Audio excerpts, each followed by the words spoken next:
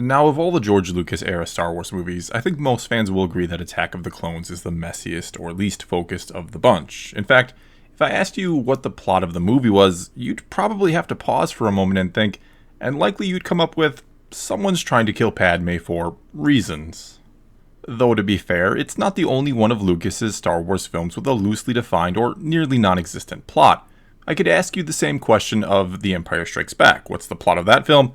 And the best answer you could probably come up with is Vader is hunting down Luke, or Luke is trying to learn more about the Force and or the Jedi. Nevertheless, that movie not only worked, it's widely regarded as the best Star Wars film of all time. And one of the reasons why a similar approach may have worked brilliantly in Empire and failed in Attack of the Clones is because Empire is much smaller in scope and scale overall, and a lot more tightly focused. After the Battle of Hoth in the first third of the film, it's all about the characters from there on out. The bigger story of rebellion versus Empire just kind of fades away into the background, whereas it's the opposite in Attack of the Clones. This relatively small story just keeps getting bigger and bigger. What starts out as an assassination attempt soon spirals into a galactic-scale war. Another thing Empire has over Attack of the Clones is that the main villain of The Empire Strikes Back, which is of course Darth Vader, is central and present in the film from the very beginning till the bitter end. Not to mention, we the audience have history with him. We know exactly who this guy is, what he's about, and why he's hunting Luke. Though originally we didn't know the whole story about why he's hunting Luke, that he was indeed his son and he wanted him to join him, nevertheless, we learned in A New Hope that Vader hunts down and kills Jedi, and Luke is trying to become one, so Vader wants to stop him before that happens. It's all simple enough, and the motive of our villain makes perfect sense. Attack of the Clones, however, starts out by telling us that some new unknown character named Count Dooku wants to kill Padme, or so Padme believes at least, though why she feels this way actually makes no sense when we think about it. And yeah, I know, as will be revealed later in the movie, Dooku is trying to kill Padme to win Newt Gunray's loyalty. That's all well and good, but Padme doesn't know that, nor, as far as we know, does she have a reason to even suspect it. But she does suspect Dooku, so what would that reason possibly be? I mean, Dooku is the leader of the Separatists. They're, as far as anyone in the Republic knows, a group that wants to peacefully leave the Republic to basically do their own thing. Ki-Adi-Mundi even says that Dooku is a political idealist, and Mace Windu backs this up by saying that Dooku used to be a Jedi and couldn't hurt anyone. So why is Padme under the impression that Dooku is behind these assassination attempts when the Jedi are vouching for him and nobody has any real evidence that we're shown at least? And if she thinks the leader of the Separatists is dangerous, why is she so opposed to the Military Creation Act to protect the Republic from the Separatists? Because in theory here, wouldn't Dooku and Padme be almost political allies of sorts? It's believed that Dooku just wants to leave the Republic peacefully, and at this point no one knows about that secret droid army. And Padme is against creating an army of the Republic, which you'd think is something the supposedly peaceful-minded Dooku would appreciate. So again, why in the hell does Padme think Dooku is trying to kill her? This question never actually gets answered or even addressed in the movie, other than, again, later in the film when we learn Newt Gunray wanted her dead, which doesn't answer why Padme believed Dooku wanted her dead from the start. Another problem with Dooku is that he doesn't actually appear on screen till the back half of the film, and well after Jango Fett has done a pretty damn good job of asserting himself as the main villain of this movie. Which isn't exactly a bad thing, mind you. It's fine to have more than one villain or bad guy in a film and to reveal the big one at the end. But this whole film in particular is likely going to be better and more intense, not to mention more focused and character-driven, just like The Empire Strikes Back, if pretty much just one villain with a well-defined purpose or goal was relentlessly after Padme the whole damn time, not to mention one who has history with some of our characters, and that villain should have been Darth Maul. And yeah, I know he died in Episode 1, or should I say we thought he died in Episode 1 till he came back in the Clone Wars. But a little while back I made a video where I suggested that there are 3 character changes that could have been made to The Phantom Menace that would have improved the film overall. And one of them was giving Maul more depth and more of a backstory. That being that he was born into slavery on a lawless Outer Rim world, much like Anakin was, but unlike Anakin, who at least seemed to be treated decently and got to live with his mother, Maul was treated brutally by his owner, and it was the pain and suffering and the anger inside of him that allowed Sidious to find him. This then gives Maul a reason to hate both the Jedi, who never came for him because they rarely venture to the Outer Rim, and to hate the Republic that doesn't have laws to protect those who live in the Outer Rim or doesn't enforce them. All this then makes him a sort of opposite to Anakin, yet they can and will easily enough be able to relate to each other. And yes, Maul will still kill Qui-Gon at the end of The Phantom Menace, but Obi-Wan will not kill him in return. Instead, Padme and her security force will catch Maul off guard and ambush him while Maul has the high ground on Obi-Wan and is playing with him while he's hanging on for dear life, as we see in the film.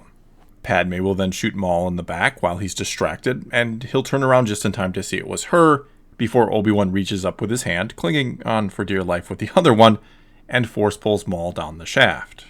And if he can survive that fall after being cut in half, certainly he can survive it after just being shot in the back.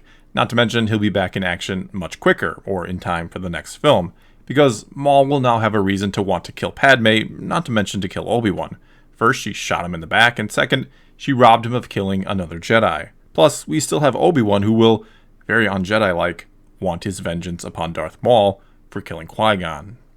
In other words, going into the next movie or Attack of the Clones, we will have all sorts of interesting character dynamics or relationships to explore, instead of virtually starting over from scratch with everything. So when the movie starts with an assassination attempt on Padme's life, and she thinks it's Maul, who, at this point, has become a figurehead or unofficial champion of the separatist movement, a former slave from an Outer Rim world who wants freedom for all since the Republic won't do it, we'll immediately know and understand what's going on here, and understand Maul's motives throughout. We'll also understand why Padme will be in favor, not opposed, to creating a grand army of the Republic because of this separatist threat. For one, she fears Maul, and for two, she saw what happened to her homeworld and believes the Republic needs to take a more proactive role in defending its worlds, and Chancellor Palpatine will, behind closed doors at least, support and encourage her position, and we'll see how close these two are, and how much Palpatine loves his people and wants to protect them, while publicly he tries to appear more neutral, and all of this will just be part of his plan to use her. The Jedi, however, will be against all of this. They don't want to get embroiled in a war that they don't have the manpower for. They, of course, worry about Darth Maul and the return of the Sith, but they don't believe him to have any actual power within the Separatists, and there's debate among them about whether or not he's even a Sith after they've been gone for 1,000 years. Again, they think of him as a type of symbol of freedom, and they fear how opposing him could look for both the Republic and the Jedi Order, and they think that perhaps these systems that the Republic cannot protect should maybe break free and govern themselves. And this stance doesn't sit well with Obi-Wan, who not only fully believes Maul to be dangerous and that he is a Sith and needs to be dealt with, but thanks to Qui-Gon's teachings, he doesn't like the strong association the Jedi have with the Republic. Maul in the Return of the Sith is a threat to the galaxy itself in his eyes, and it's the Jedi's responsibility to protect the whole galaxy, not just the Republic. And so after the attempt on Padme's life at the start of the film, Obi-Wan takes it upon himself to go and offer his protection, secretly hoping this path will lead him to a rematch with Maul, which he's been preparing for, and thus ending the threat of the Sith as well. This then means that it is Obi-Wan who brings Padme and Anakin back together. It is he who is, in many ways, responsible for how events will transpire, giving him more cause to be racked by guilt, and to eventually care for and look after Luke, and to want him to right his mistakes of the past. It also gives Obi-Wan a lot more of a reason to eventually lie to Luke about his father. I mean, tell the truth from a certain point of view. And yes, I know this is a very different Obi-Wan than what we actually get in the prequels, fundamentally different even. And mind you, I'm fine with and very much like the Obi-Wan we did get. He was one of the best characters in the prequels, maybe the best. This here is simply what I'd do in an alternate universe. And if you don't like it or agree with it, well, that's fine. This is all just in good fun. Oh, and another thing to keep in mind here is that Anakin would also be a very different character as well. Again, going back to my video where I suggest 3 character changes in The Phantom Menace, and I'll include a link to that in the description below if you want to check it out. Anakin would have been a little older in Episode 1, around the same age as Padme, and these two would have just formed a friendship. No more, no less. Also, Anakin doesn't start out quite so altruistic in Episode 1. In fact, he makes a deal with Qui-Gon that he'll win the pod race and get him the parts he needs, only if he and his mother are freed and if he's trained as a Jedi. The whole part about midichlorians and prophecies, for better or worse, would be left out. Nevertheless, Qui-Gon still believes he was meant to find and train Anakin, that their encounter wasn't mere chance, and that it was the will of the Force, but not because he believes in some prophecy. And so Attack of the Clones then would take place only a few years after The Phantom Menace, when both Anakin and Padme are around 18 or 19 years old. And in that time, Obi-Wan has trained him well, and Anakin has let go of a lot of his selfishness and seems to be on the path of becoming a model Jedi, which will eventually heap even more guilt on poor Obi-Wan down the road. The only real struggle Anakin is still having at this point is that he still wants to go back and free his mother, and he's still a little bitter that Qui-Gon couldn't free her back when they struck the deal. Anyway, trying to keep all that in mind, Obi-Wan offers his services, and Anakin's, to Padme, who, with minimal reluctance, agrees that having two Jedi around for protection is not a bad thing when someone's trying to kill you. There's no awkward tension at all between Anakin and Padme at the start. It's just two young people on very different paths in life that they seem to be happy with, who shared a very brief encounter with each other a few years back, that are now catching up a bit and being friendly towards one another, not one being creepily obsessed with the other one. Then, as actually happens in the movie, another attempt is made on Padme's life, a chase ensues, and Jango Fett takes out Zam with a dart, which ultimately leads Obi-Wan to Kamino to discover the clones, which is all a part of Palpatine's master plan for a Jedi to learn about the clone army. And since Obi-Wan is now on that path, Maul is free to finally kill Padme himself, instead of setting up assassination attempts purposely designed to fail in order to get the Jedi involved in the matter and to investigate it. And then killing her, again himself, the figurehead of the Separatists, will hopefully spark outrage in the Senate that leads to war. Next, as also happens in the actual movie, Anakin is left on his own to protect Padme, and the two go to Naboo together to hide out. And while on the trip there, Padme questions Anakin about where he believes the loyalty of the Jedi really lies, since they seem reluctant to get involved in a conflict and to protect the Republic from the threat of the Separatists. Anakin will tell her that, from his point of view, the one Master Kenobi has been teaching him, the Jedi don't serve the Republic. There are no sides, save the side of the Force, that they do what is right and help whoever they can, wherever they can. Padme won't exactly like that answer, and will tell Anakin that it's easy to not pick sides when you're not responsible for the safety of an entire world, like she once was. That it's easy to pick and choose the battles you want to fight, but it's not easy to fight when people you care about are in danger and you have to fight. Not that he would understand loving someone, because Jedi are forbidden from that sort of thing. Anakin will look a bit hurt by all of this, which prompts Padme to quickly apologize. Anakin then explains, much like in the actual movie again, that she has it all wrong about the Jedi, that they are actually encouraged to love, but that they mustn't form attachments or put one particular life above another for personal reasons. Because if they did, he would have long since gone back to free his mother. Padme will say something about how hard that must be to let her suffer when he could so easily go back and do something about it, and she'll reach out and put a comforting hand on his arm. The two will then look at each other and share a bit of a moment, and the scene will end. Once they're back to Naboo, and mind you, everything between them, all their scenes, will be mixed with what Obi-Wan is up to and his scenes. Anyway, once they're back, we'll get another quick scene or two of them continually coming to a better understanding of each other and warming up to each other. No, they won't be going to romantic locations and having picnics in wide open fields, despite the threat of assassination. They'll instead wind up in the swamp, in some nondescript small hut or shack, and they will make mention of the fact that it was provided to them by Jar Jar Binks, who, if you've seen my first video, you'll know I also had a different take on. Anyway, they'll even have a small security force with them, made up of a few Gungans and maybe a few of Padme's own security guards, all of which will be fodder when Darth Maul shows up a short time later. And after the guards are easily dispatched, Anakin will tell Padme to run, that he'll handle this, and it's a callback to what Qui-Gon told her in The Phantom Menace before he eventually wound up killed, at which point we seem to see the remembrance on Padme's face, and initially she hesitates before she runs and lets Anakin face Maul alone, and he's no match for him at all. And keep in mind, Anakin isn't the chosen one, and he's really just had a couple of years of training under his belt. Quickly enough, Maul will disarm Anakin and have him at the end of a crimson red saber, but he doesn't kill him. Instead, at the last moment, he seems to recognize him and asks if he's the boy from Tatooine that the Jedi saved. Anakin nods in acknowledgement, and Maul briefly talks about how he fights for the wrong side, that it's the Jedi and the Republic that are at fault for the coming war because they only protect their own interests and have no concern for the well-being of the whole galaxy or its people. Though this will resonate with Anakin, and we'll even be able to see it on his face, he'll still try and argue against that, but Maul will ask him how it was that the Jedi found him, and why he thinks they didn't find him sooner on an Outer Rim world. Anakin doesn't answer, and Maul again starts to say how it's because the Jedi don't actually care, that they're not what they claim to be. Anakin will fire back that he was simply found when the Force willed it to happen, to which Maul will smile and say something along the lines of, perhaps the Force has willed us to find each other now.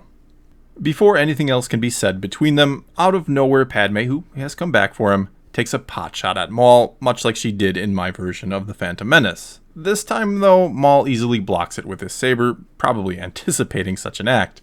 It then looks like he's going to attack her. When Anakin springs to action, Force pushes Maul into and through a wall of this little shack again, and the two make a hasty escape.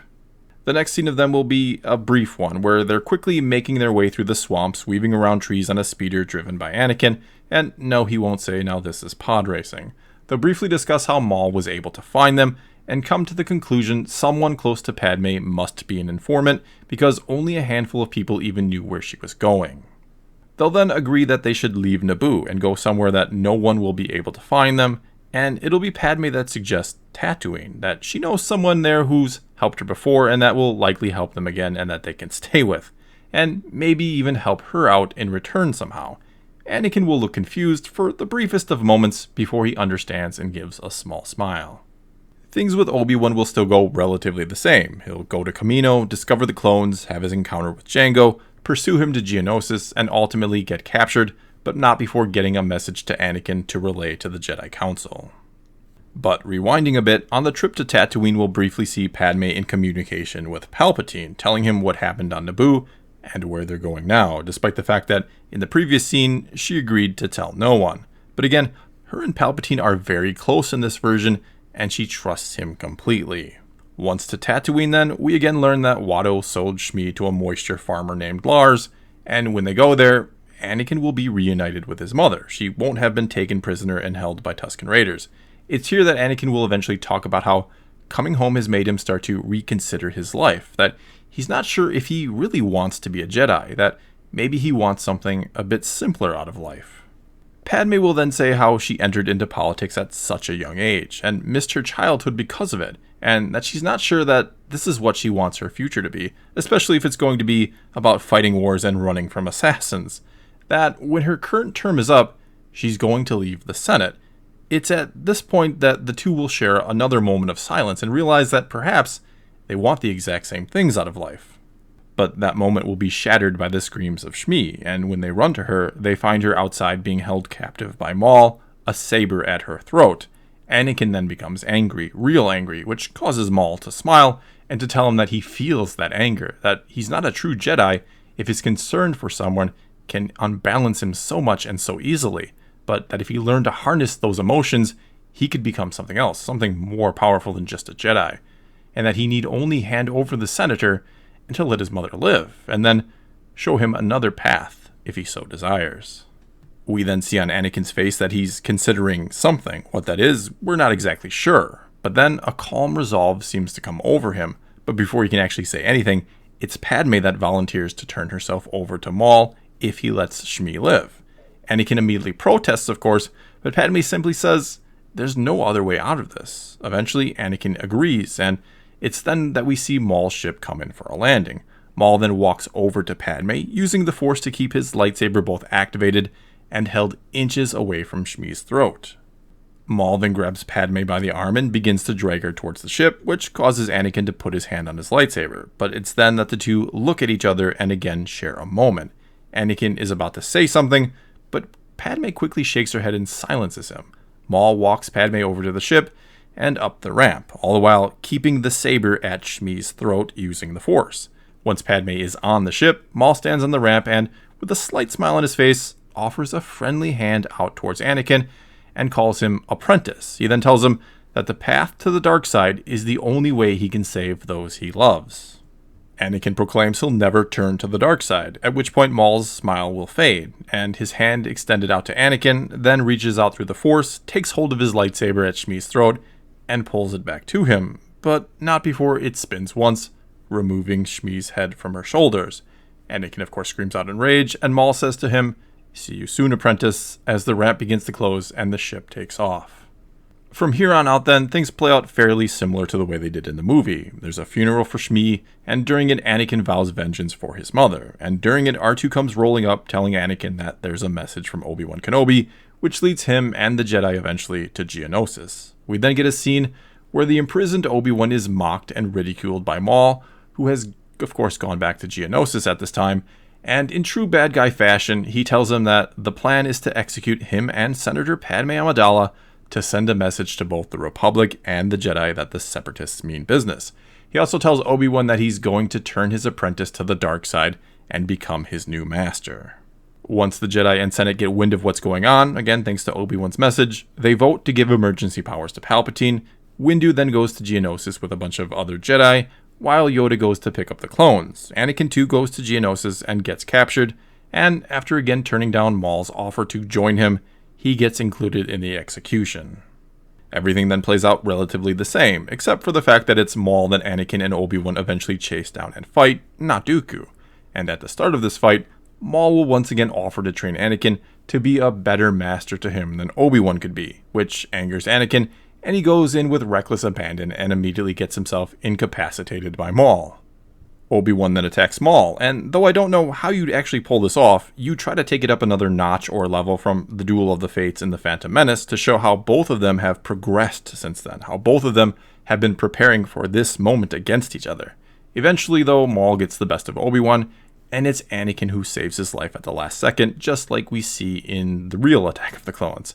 But here, Maul will tell him that, as he said before, the only way to save those he cares about is by embracing the dark side. The two then briefly battle again before Maul slices off his arm and force pushes him into a wall just like what happened against Dooku.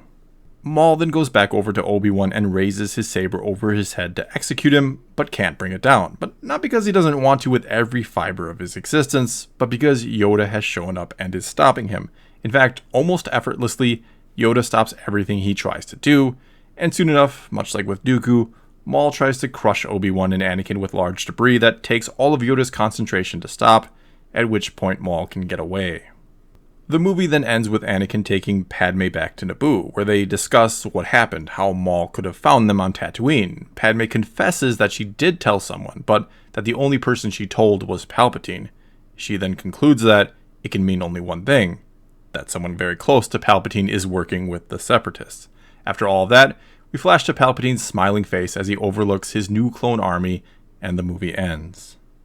Okay, now for the sake of time, there were a couple ideas I didn't mention or things that I would definitely expand upon, but for now, hopefully you get the gist of what I would have done with this story. Someday I may go do a more expanded version of this, like I've done with some of my what-if stories. But for now, I do hope you enjoyed this. And again, I'm not saying this is how Attack of the Clones should have been, just that this is a fun version that I would have done. And do keep in mind, as I always say, I have the benefit of hindsight and knowing what did and didn't work with this movie, which is far easier than having the foresight to get it completely right the first time around, like George Lucas had to do. Well, that's all I've got for you this time. If you made it this far and liked the video and want more like this in the future, let me know in the comments below. Or, by all means, tell me what parts of this story you didn't like or you don't think would work, or tell me what you'd change about Attack of the Clones, assuming you'd change anything at all because you don't love it the way it is. Either way, leave a comment below and let's talk some Star Wars. And until next time, thanks for watching.